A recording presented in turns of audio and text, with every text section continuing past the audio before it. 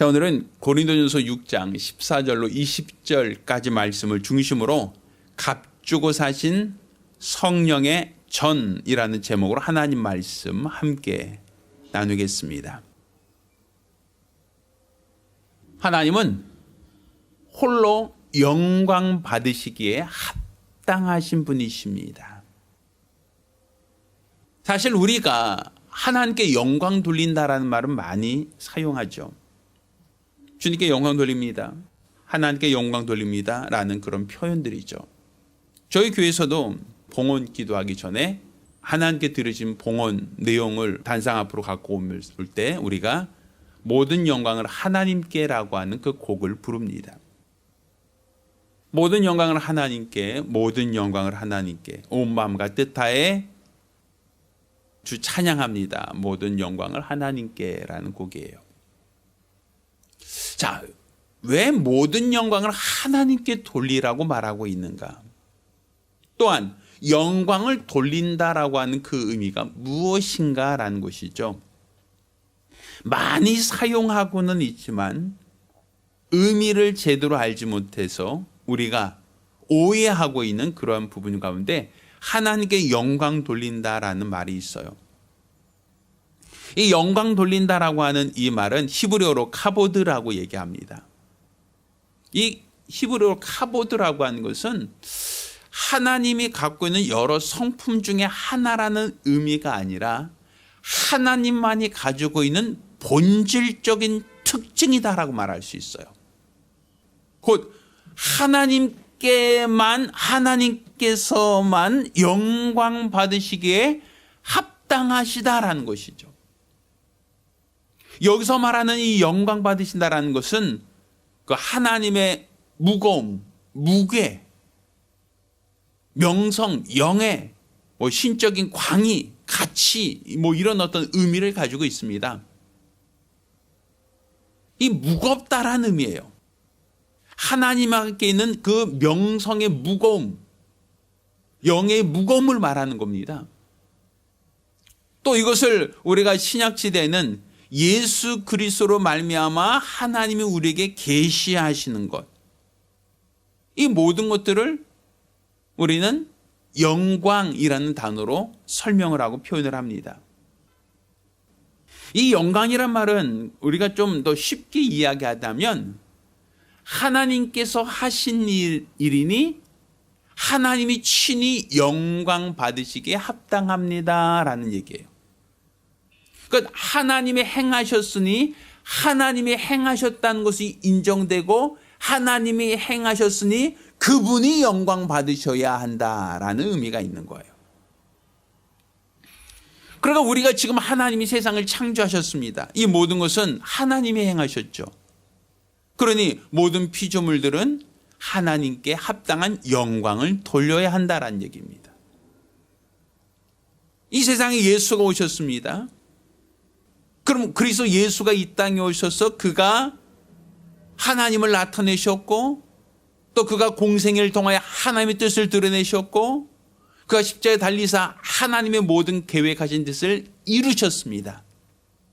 모든 것이 하나님께로부터 나오셨다. 하나님으로부터 말미암았으니 마땅히 하나님께 합당한 영광을 돌려야 한다라는 얘기가 되는 겁니다. 그러니까 우리가 모든 것의 주체가 하나님이라는 거예요. 모든 힘의 기원이 하나님이라는 거예요. 모든 시작이 하나님이라는 거예요. 하나님이 하셨으니 하나님이 영광 받으셔야 된다. 그분의 가치, 그분의 무거움, 바로 하나님이 하셨으니 하나님이 영광 받으셔야 된다라는 거죠. 인간의 죄가 무엇입니까? 인간의 타락이 무엇입니까? 첫사람 아담이 하나님 말씀을 거역하고 선악과 따먹은 것이 우리의 죄요, 타락이라고 얘기합니다.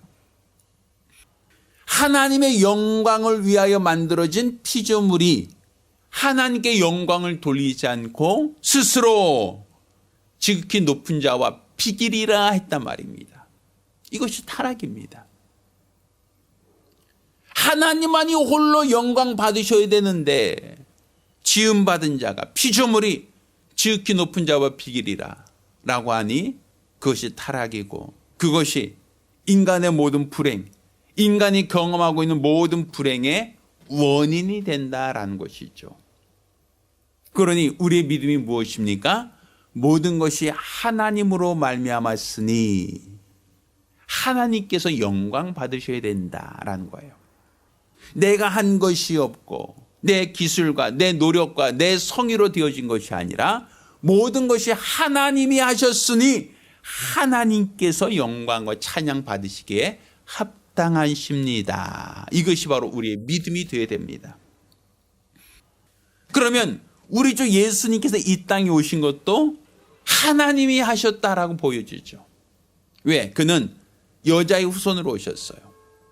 남자를 알지 못하는 여자가, 처녀가 잉태하여 아들을 낳았다라고 얘기합니다. 그러니까 사람의 노력으로 해산한 자가 아니라, 사람의 방법으로 잉태한 자가 아니라 성령으로 말미암아 잉태되어 세상에 오신 하나님, 곧 말씀이 육신이 되어 이 땅에 오신 예수 그리스도, 그가 바로 하나님이 행하셨다라는 거예요. 그러니 예수 그리스도 보내신 하나님이 예수로 말미암아 영광 받으시는 것이 합당하다라고 볼 수 있는 거죠. 또 예수 그리스도로 말미암아 이 세상에 오신 예수님께서 그가 행하신 모든 역사가 사람의 기술과 사람의 방법과 사람의 노력으로 되어진 것이 아니라 하나님이 주신 은혜, 하나님이 주신 뜻, 하나님이 주신 능력을 따라서 그 모든 일을 행하셨다는 얘기입니다. 모든 것이 하나님으로 말미암았으니 하나님께 영광 돌려야 한다라고 볼 수 있는 거예요. 예수님께서 병자를 고친 것도 사람의 기술과 사람의 방법이 아니었습니다. 예수님께서 죽은 자를 살리신 것도 사람이 가지고 있는 의학적 기술과 능력이 아니었습니다. 예수님께서 5천 명을 먹이신 그 방법도 사람의 방법이 아니었고, 예수님이 물 위를 걷거나 풍랑을 잔지 않게 하신 그 모든 역사와 이적도 그 능력의 기원이 사람이 아니라 하나님으로부터 말미암았다라고 얘기할 수 있어요. 그러니 하나님이 하셨으니, 하나님으로부터 말미암았으니 하나님께서 영광 받으시기에 합당하시다라고 보는 겁니다. 따라서 예수 그리스도의 구속하심, 그가 아무 죄 없는 분이 고난을 당하셨습니다. 채찍에 맞으셨습니다. 십자가에 달려 죽음을 당하셨습니다. 이 모든 것이 사람으로부터 난 것이 아니라 하나님의 뜻대로 되어지길 원합니다라고 주님은 기도하셨지 않습니까? 아버지의 원대로 되기 원합니다. 곧 예수님의 고난도, 예수님의 죽으심도 아버지가 원하시는 대로 되었으니 이 모든 것이 하나님으로부터 말미암았으니 하나님이 영광 받으시기에 합당하십니다라고 볼 수 있는 거예요. 또 예수의 구속으로 말미암아 우리가 죄 사함 받았습니다. 예수 그리스도의 희생으로 말미암아 대속하심으로 우리가 죄로부터 값주고 사신 바 되었다라고 성경은 우리에게 말하고 있습니다. 그러니 우리를 값주고 사신 하나님, 그분이 영광 받으시기에 합당하시다. 곧 이 모든 것이 하나님으로부터 말미암았으니 하나님만이 영광 받으셔야 된다라고 얘기하는 겁니다. 세상 종교는 사람의 희생과 사람의 고행을 요구합니다. 사람이 참선을 해야 되고 또 절제를 해야 되고 고행을 해야 됩니다. 그로 말미암아 우리가 모든 세속으로부터 벗어나서 모든 욕심으로부터 벗어나서 해탈할 수 있다라고 얘기를 하죠. 그렇지만 이렇게 해탈할 수 있다라고 하는 그런 노력과 열심이 결과적으로는 아무 의미가 없다는 거예요. 사실 오늘이 성령 강림절인데 또 한편으로 본다면 불교에서 말하는 4월 초파일과도 날짜가 거의 겹쳐 있죠. 그러니까 성령이 임재하신 날, 또 부처 오셨다고 하는 날. 그렇지만 내용이 전혀 다르죠. 왜? 불교에서 말하는 것은 해탈을 말하는 거예요. 참선을 말하는 거예요. 고행을 말하는 거예요. 절제를 말하는 겁니다. 금욕적인 삶을 요구하는 겁니다. 이것을 통하여 성불할 수 있다라고 얘기하죠. 그럼 우리가 신이 될 수 있다라는 얘기죠. 그렇지만 기독교는 그렇지 않습니다. 나로 말미암지 않고 하나님으로부터 말미암았다. 우리 구속함도 우리 죄사함도 모두가 하나님으로부터 말미암았으니 하나님께서 영광 받으시기에 합당하시다라고 우리 믿는 겁니다. 그럼 예수께서 구속하심으로 말미암아 십자가를 지시고 우리를 죄 가운데서 구원하셨습니다. 이것을 속전이라고 하고 우리를 값주고 사셨다라고 오늘 우리가 읽은 이 본문에 기록하고 있죠. 그가 우리를 사셨습니다. 죄값을 치르시고 우리를 구원하셨습니다. 이건 역시도 하나님으로부터 말미암았으니 하나님이 영광 받으시기에 합당하다라고 볼 수 있는 거예요. 또 예수님께서 이렇게 죄사함 받은 자들, 구속받은 자들에게 성령을 받으라 했습니다. 그러니까 성령을 받는다라는 것도 사람이 노력해서 성령이 임하는 게 아니라 하나님께서 성령을 선물로 우리에게 주셨다라고 말하고 있죠. 그러니까 예수께서 아버지께로 가면 아버지께 구하여 성령을 보내주시겠다 하시더니 오순절 다락방에 모였던 120명의 문도들에게 성령이 임재하신 역사가 있었습니다. 이렇게 성령이 임하셨다, 성령이 임했다라고 하는 것도 결국은 하나님이 하셨다라는 거예요. 하나님으로부터 말미암았다라는 것이에요. 그러니 이 성령이 임하셨다라는 것도 결국은 하나님이 성령을 통하여 영광 받으시기를 원하신다라고 볼 수 있는 거예요. 그럼 지금 우리가 성령 받았죠. 우리가 성령을 받았다는 것은 성령이 내 안에 내주하셨다는 거예요. 성령이 나를 성전 삼으시고 내 안에 들어오셨다는 얘기예요.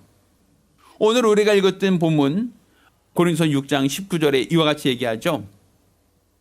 너희 몸은 너희가 하나님께로부터 받은 바 너희 가운데 계신 성령의 전인 줄을 알지 못하느냐. 너희는 너희 것이 아니다라고 얘기합니다. 그리고 20절에는 값으로 산 것이 되었으니 그러니 너희 몸으로 하나님께 영광을 돌리라라고 표현하고 있죠. 예수 그리스도의 구속으로 말미암아 우리를 값주고 사셨다는 겁니다. 이제 값주고 사신 자를 하나님께서 성령이 거하신 전, 곧 성전으로 삼으셨다라는 겁니다. 그러니 20절에 그런즉 너희 몸으로 하나님께 영광을 돌려라 라고 하는 이 말은 성령 받은 자로서의 삶은 하나님께 영광 돌리는 삶을 살아야 한다라고 볼 수 있는 겁니다. 이 성령 받았다라고 하는 것, 이 성령 강림절이라는 것을 우리는 오순절이라고 얘기합니다. 이 오순절이라고 하는 것은 이제 6월절이 지난 이제 둘째 날로 시작하여 50일째 되는 날, 곧 칠칠절이라고도 얘기하고 또 맥추절이라고 얘기를 합니다. 이 칠칠절 맥추절이라는 의미에서 볼 수 있듯이 처음 익은 열매를 드리는 날이라고 볼 수 있는 거예요. 자, 그런데 처음 익은 열매를 드리는 날이라고 하는 이 칠칠절 맥추절이 유대인들에게는 단지 처음 익은 열매를 드리는 날로서만이 아니라 유대인들은 모세가 시내산에서 율법을 받은 그 날이 언제이냐? 바로 칠칠절, 맥추절, 바로 이 날이다라고 얘기를 합니다. 그러니까 율법을 받아서 그들이 하나님의 선민이 되고 이제 애굽의 통치, 애굽의 바로왕으로부터 완전 벗어나 하나님의 율법으로 하나님이 다스리시는 나라가 된 그들이 하나님의 선민으로서 인증받은 날이 바로 맥추절이라고 얘기하는 거예요. 또한 우리 그 그리스도인들 역시도 오순절날 성령이 임하셨다라고 기록하고 있죠. 그러니 생명의 성령을 받은 이 날, 곧 성령이 임재함으로써 교회가 시작된 날, 교회가 탄생한 날, 이게 바로 맥추절이에요. 그러니 우리가 오순절날 성령이 임하셨다라고 하는 것은 단순히 성령이 임하셨나 보다가 아니라 구약시대 이스라엘 백성의 율법이 임함으로 율법을 주어짐으로 그때부터 그들은 율법에 이끌려서 그들이 살았던 것처럼 오늘날 우리에게 성령을 주었다는 것은 성령으로 말미암아 살아야 한다는 거예요. 생명의 성령의 법으로 인도를 받아야 한다는 것이죠. 이 성령을 주신 것과 생명의 성령의 법으로 인도하신 것 모두가 다 하나님으로부터 임하였다. 하나님이 행하셨다. 그러니 이 모든 것을 행하는 것이 하나님께서 영광 받으시는 것이다라는 거예요. 이스라엘 백성이 율법을 어기면 하나님의 진노가 임했습니다. 이스라엘 백성이 율법을 어기면 하나님이 그들을 심판하셨습니다. 마찬가지로 성령을 받았다는 것도 이와 같은 거예요. 우리 하나님께서 성령을 주심으로 이제는 우리가 성령으로 인도받는 거룩한 성도가 되기를 원한다라는 것이죠. 그럼 과연 우리는 성령이 임하셨으니 성령으로 인도받는 삶을 살고 있느냐라는 거예요. 사실 성령이 임하셨다라고 하는 것을 우리가 눈으로 확인하기는 참 어려워요. 육안으로 보이지 않아요. 그러니 성령이 임하셨는지 임하지 않으셨는지 확인하기가 어려우니까 사람들은 방언을 말하면 성령 받은 것이고 방언을 말하지 않으면 성령 못 받은 것이고 이렇게 사람들은 방언과 성령을 하나의 어떤 연결고리로 이해하려고 합니다. 물론 그 역시도 일면 타당한 것이 있죠. 이는 오순절 날 마가다락방에 모였던 백신문도에게 성령이 임하실 때 가장 먼저 그들이 방언을 말하기 시작했다라는 말로서 우리가 이해할 수 있는 겁니다.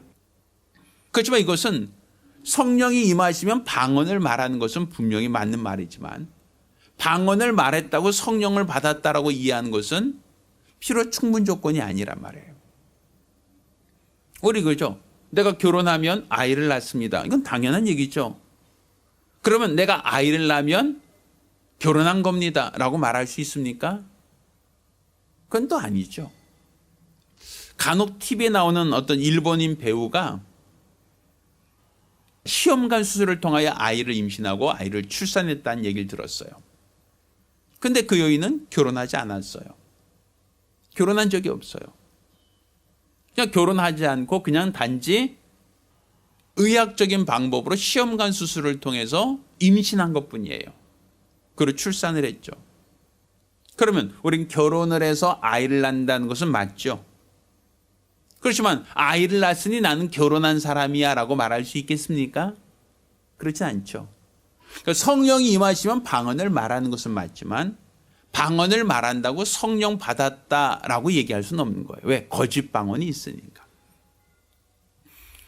그러면 우리가 성령을 받았다라고 하는 것, 성령이 임하셨다라는 것은 결과적으로 하나님이 성령이 내 안에 거하신다라는 얘기고 이것은 내 노력과 내 열심으로 얻어진 것이 아니라 하나님이 주신 선물이다. 예수의 구속하심으로 말미암아 우리를 사신 하나님께서 그리스도의 몸으로 삼으셨고 성령이 거하시는 전으로 삼으셨다. 이 모든 것이 하나님으로부터 말미암았다라는 거예요. 내 행에서 난 것이 아니고 내 노력에서 난 것이 아니라 하나님이 주셨다.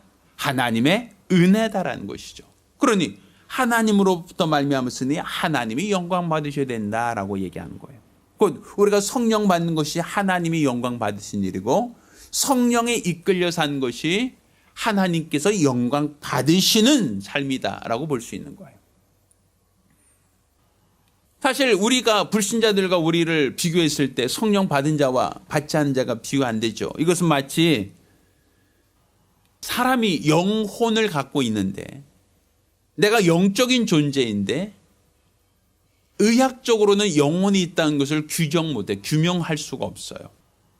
병원에 가서 엑스레이를 찍고 CT를 촬영하고 MRI를 촬영하고 그 어떤 연구와 어떤 실험을 해도 사람 몸 안에 영혼이 있다는 것이 의학적으로 규명되지 않습니다. 그러면 사람에게 영혼이 없는 것이냐면 그건 아니죠.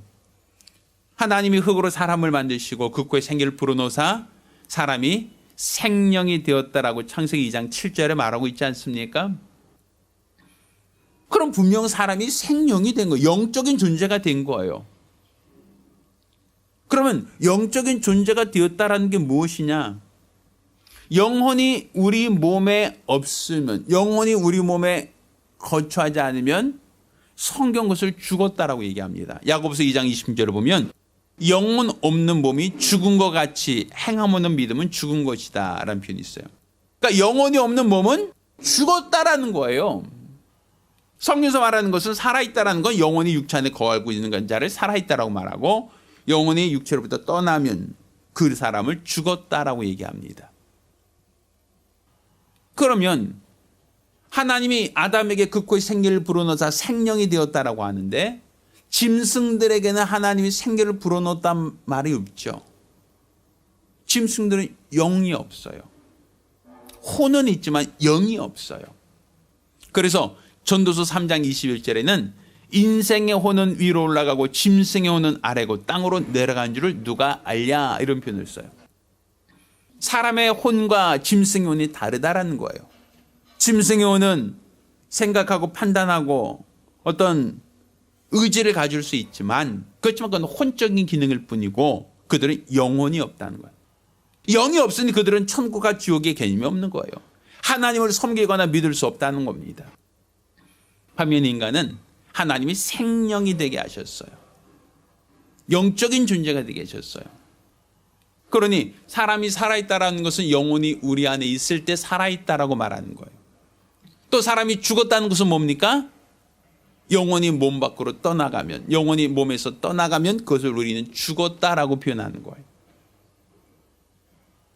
그러면 하나님께서 아담의 코에 생기를 불어넣었듯이 예수 그리스도의 구속으로 말미암아 죄 가운데 값주고 사신 자들을 성령의 전이 되게 하셨다는 것은 인간이 먼저 있고 그 이후에 성령이 임재하셨다라는 얘기가 됩니다. 마치 첫사람 아담의 흙으로 사람을 지으시고 그 코에 생기를 불어넣어서 영적인 존재가 되게 하셨던 하나님께서 이 마지막 날 예수 그리스도 구속하심으로 죄 가운데 값주고 사신 우리 인간들, 구속받은 자들에게 성령을 주셨다. 곧 하나님의 영을 주셨다는 거예요.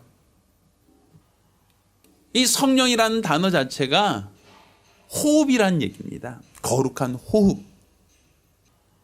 아담에게 생기를 불어넣으셨다, 푸뉴마라고 하는 그 단어와 성령이 임하셨다 할 때 그 성령이 푸뉴마, 하나님이 거룩한 호흡을 그에게 주셨다는 의미가 같아요. 그 성령 받은 자가 바로 하나님 오실 때는 산 자, 곧 영생을 얻은 자라고 볼 수 있는 거예요. 죄사함 받았다. 죄사함 받은 자에게 성령을 부어주심으로 그가 살아있는 자, 생명 있는 자, 영생을 얻은 자가 되었다라는 얘기예요. 이것은 사람의 노력으로 된 게 아니라 하나님이 주신 거예요. 선물이에요. 값주고 값없이 주신 하나님의 은혜라고 얘기하는 거죠. 그러면 성령이 임하셨다, 성령 받았다라고 하는 것이 결과적으로는 우리가 하나님의 영으로 인도받는 자가 되었다는 얘기입니다. 한번 생각해 보세요. 영혼이 사람 몸 안에 있을 때는 생각하고 판단하고 결정할 수 있는 의지가 있어요. 그렇지만 영혼이 몸에서 떠나가면 사람은 생각하지 않습니다. 판단하거나 결정하지 않습니다. 움직이지 않습니다. 영혼이 떠난 몸은 죽은 겁니다. 그 몸은 흙으로 돌아갈 뿐입니다. 영혼이 몸에 있을 동안은 그가 생각하고 판단하고 말하고 모든 사고와 모든 행동을 할 수 있지만, 영혼이 떠난 몸은 아무런 것도 할 수가 없는 죽은 몸에 불과합니다.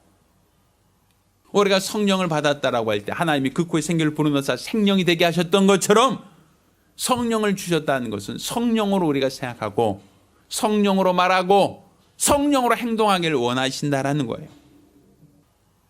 내가 생각하는 것도 성령으로, 내가 말하는 것도 성령으로, 내가 행동하는 것도 성령으로 되어지기를 원한다라는 것이죠. 이게 산자예요. 영생을 얻은 자예요. 과연 우리는 성령의 인도를 받고 있는가?